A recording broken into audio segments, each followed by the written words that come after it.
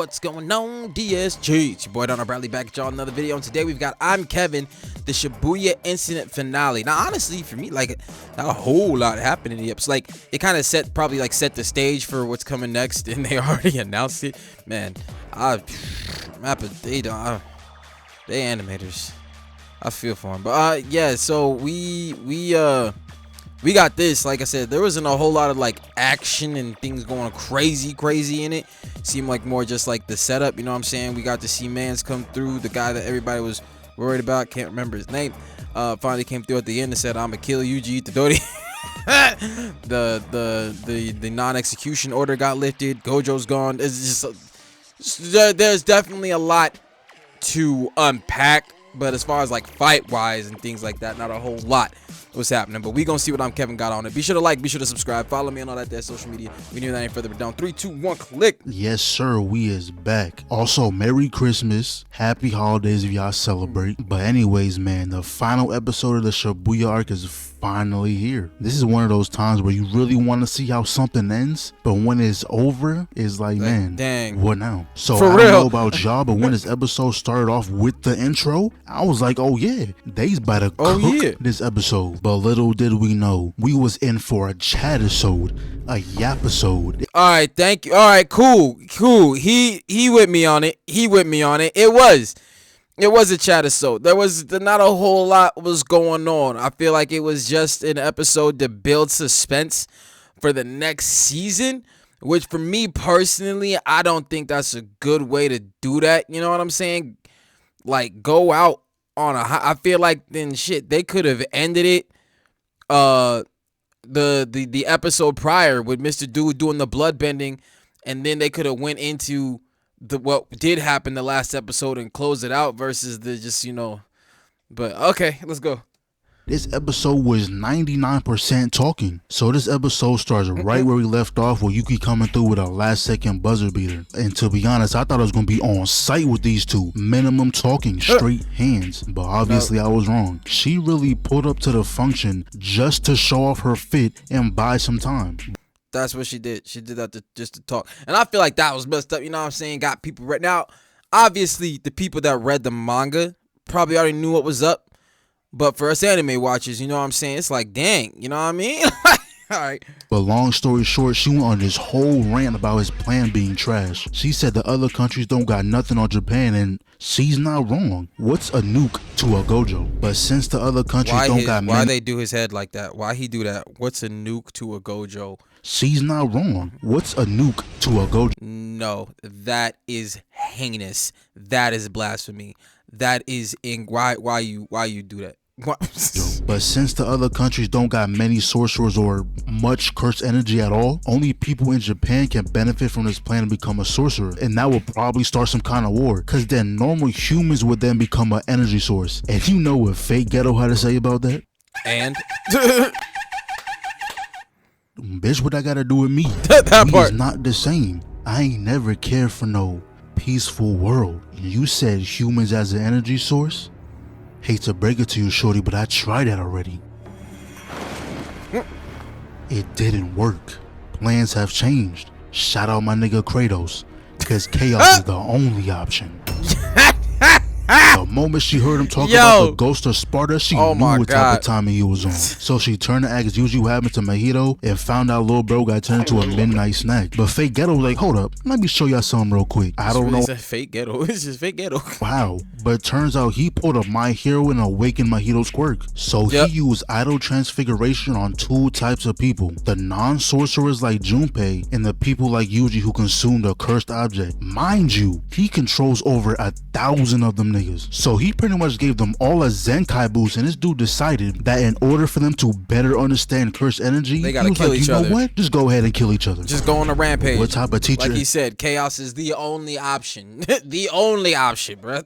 This nigga gave no lesson, no review. They instantly spawned in with a final due. So Yuki got annoyed, and no matter how strong you are, jumping is an essential. She turned to Yuji, was like, come on, let's go jump this nigga. Yuji was like, yeah, I would, but I'm kind of trapped here. Then all of a sudden the ice disappeared and homeboy was on low battery mode. He said Choso quote unquote poisoned him, but nah, I see the true meaning. That boy Choso is burning. Whether it's HIV, STD, Yeah, whatever man it is may on be, one. Choso Man is infected that gone. boy with a debuff. But once again, Fake Ghetto has something else to show him. Just so he can have a grand exit, he spawned in a whole army of curses, flexed the Gojo collectible, and dipped. And now we finally get to see how it is outside of Shibuya. Yeah, like honestly, like what they were showing was cool as far as the storyline progression goes, but like y'all know how we is over here. God damn it, we want to see hands and flying and crazy light shows and people getting fucked up. You know what I'm saying? And we didn't get a whole lot of that in this episode, but I still give credit because like for what they showed and what they did talk about, it did progress the storyline and move things forward. And nobody knows what happened. They saying it was some type of terrorist attack or some crazy earthquake. Not gonna lie, manga readers, I'm gonna need y'all to confirm or deny. They said something about 10 million curses going around the city. Yeah, that Is that part. because of the contracts Fake Ghetto made within his lifetime? But either way, this little girl saw this as an opportunity. First thing she did was hit up her favorite corner store and she was killing that sushi. Get that. But all of a sudden she heard a noise, looked up and saw some figure out the door talking about some, hey, come over here. And at first I was like, damn, another anime child whose parents never taught him stranger danger. So she was like, hold up, what about my mom? Like, hold on, bro. I'm watching that whole scene like for real. For real. Couldn't have been me. Not when I was a kid. But real quick sidebar, quick little story. I was at an airport. I was flying by myself. I wasn't quite as young as she was. But or that she seems in this, but I was still pretty young. And this motherfucker kept looking at me weird. You know what I'm saying? I'm looking at the screens trying to get to my flight, and that motherfucker just kept getting closer to me, and I'm just like, boy, I tell you, at the top of my motherfucking lungs, bro. I looked at that man. Can I help you? Boy, stutter stepped all the way back. I'm fine. I'm like, get the fuck up out of here. But then see, fucking weirdos out there, bro. Couldn't be, will not be my son. I swear to God. Then the ghost said, oh yeah, your moms, your pops, brothers, everybody sister, over teacher, here, they all rolling with me. Said, I ain't got no brothers, and I hate my teacher. Dumbass. And it's fuck them teachers. That part. Hold on. Like, let's give her a round of applause. Is this actually an anime child with some sense? But my happiness instantly faded when clearly all the signs were there. This is a stranger still danger. went over there. But she goes, hey, are you okay? You need Do water? you want a drink? I just God. gave you respect and you. Oh God, that was it for everybody watching. But I was like, what are you doing? Like, what? Yeah, no, your parents dropped the ball with you, child. Threw it at my face. And I don't want to hear no, oh, but she's a child. None of that. Nah, bro. That line would have worked 20 years ago. Kids aren't kids anymore. Nope. They is different now. But All the way. anyway, she ran out the store and I was like, damn. Natural selection. Yeah. But she ended up getting saved, and go ahead and turn on that music. A real nigga has arrived.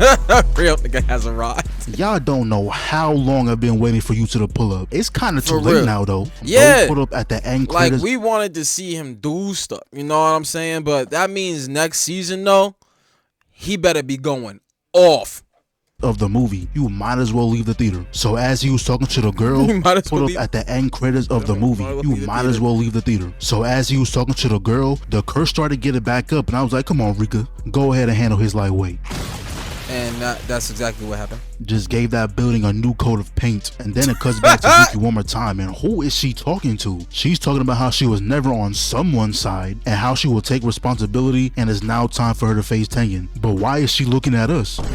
We not finna help you. But in all seriousness, I'm assuming she's talking to Yuta, because right after cussing, I'm talking to the higher ups. He pretty much was like, yeah, I don't care if he's Gojo's student, I'm killing Itadori my damn self. And you know what I gotta say about that?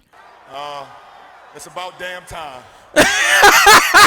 It's about damn time. It's about damn time. Oh I guess God. it's Itadori K now. If Yuta wants him gone, then so be it. If Yuta don't mess with you, neither do I. Any Yuta disrespect will not be tolerated. But now, what is Yuji? Yo, I seen that video before. That was pure destructive behavior that I don't condone.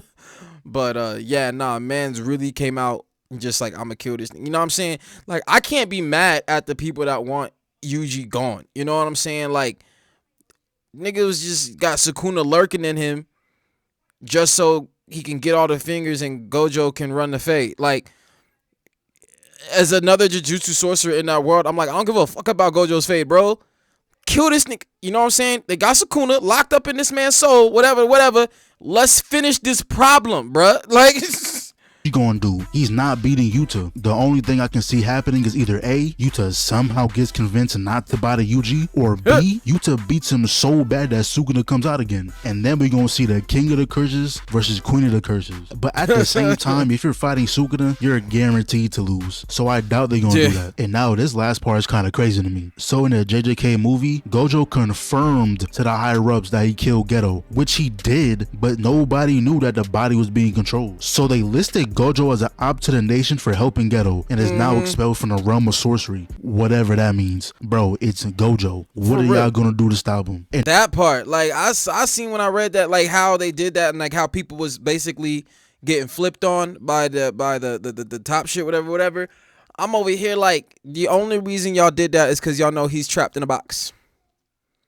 Y'all would have never fixed y'all mouths to say some stupid shit like that if he was out walking around. Like, if this had happened and Gojo was not locked in the box, but everything still transpired, they found out Geto was out, they wouldn't have said that. Go ahead and pull up on Gojo like, oh, you did this, you did that. He's like, holla purple, shut up. What? Now I'm in charge, bitch. Like, okay. And now they saying the principal instigated all this, so now he's sentenced to death, and finally the execution of Yuji has been resumed, and we already know Yuta wants to be the one to catch that body. And I thought that was the end of the episode, but we see Yuji taking a nice Sunday morning stroll. He then put his hands up, clapped, and that boy summoned an army of curses, and now Yuji's walking again. I don't know if he summoned them or they just like heard him, and with like, since they just out and about, just chilling, he's just like, all right, I'm gonna go ahead and run the hands with this batch.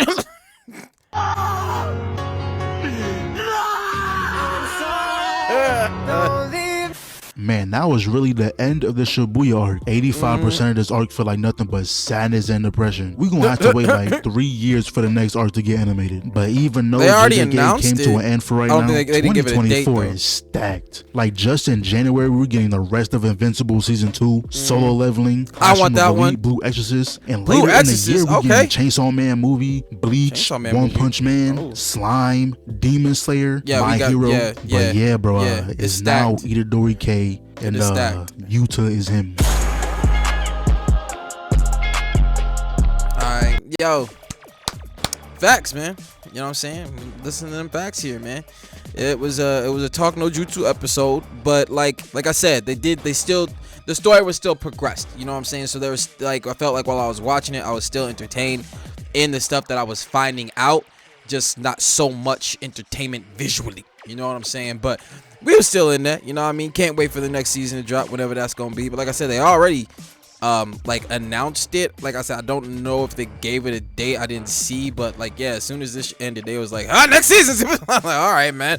But yeah, nah, that's the take. Be sure to like, be sure to subscribe, follow me on all that there social media. And I catch y'all next one, man. Peace.